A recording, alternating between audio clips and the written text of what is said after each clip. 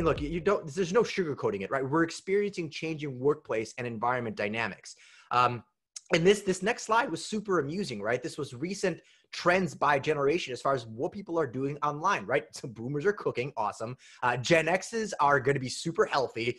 They're also doing career planning, while Gen Z is doing distance learning, right? So these are some of the things that folks are doing right now to try and be productive with their online behavior or do something different with their online behavior. And again, it's not just what you're doing at home. Our workplace has fundamentally changed, right? This is what it looked like. Just a few years ago, this is what it potentially looked like. You're in an office, you're huddled together in a classroom, you're in a medical environment, and now what's different?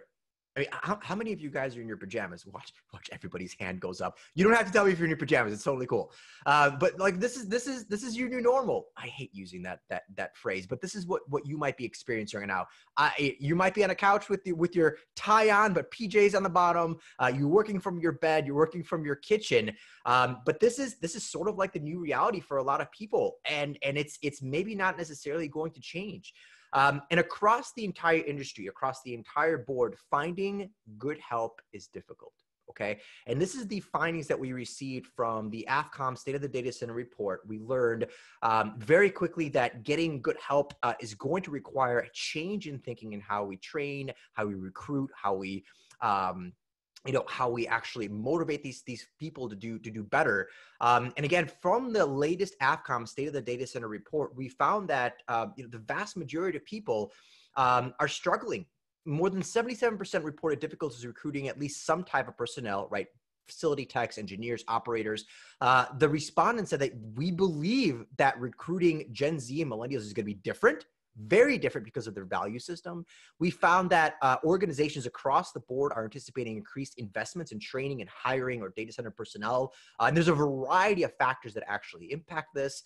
So we know that the way people are going to be training and recruiting these folks is going to be different. Virtually almost all respondents of the AFCOM State of the Data Center report said that they're going to believe at least some training opportunities are necessary if their organizations are to achieve their IT service goals, right? And again, more than half. I mean, this is seriously what they're talking about. Find it challenging to attract young people into the data center or co-location industry, into the tech industry in general. So in order to entice this demographic, this is what respondents said. They're going to offer better continuing education, training, flexible hours, better work environments. And I'm going to jump into even more notes on how to recruit and retain these folks.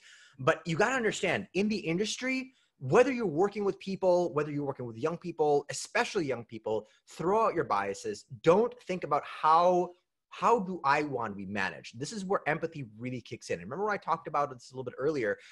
You have to ask some really deep introspective questions to learn about this candidate because they are going to be different. The way that you work with people is going to be flipped upside down. Now follow me on this for a second. Imagine you've got a little pyramid, like you got the food pyramid, right? We got the recruitment pyramid.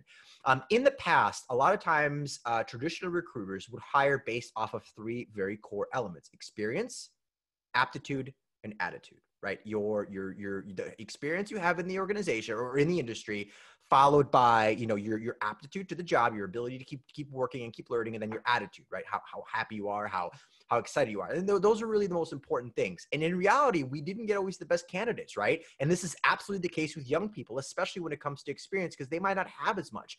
Those companies that are actually getting some of the best talent, well, guess what they did?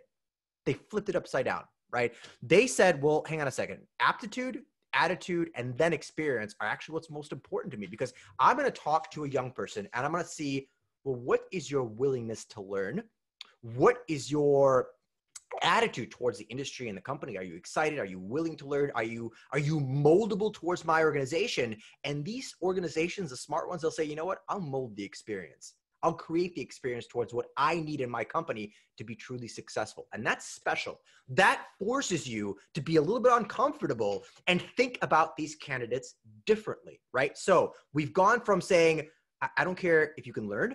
I don't care if you're nice or not. Do you have the experience to do the job? Don't hire millennials and Gen Zs in such a fashion. It's just not going to work out well for you. Yes, listen, in some situations, experience is important. I get it. And some experience might be needed, but don't make that your sole level of hiring or decision making.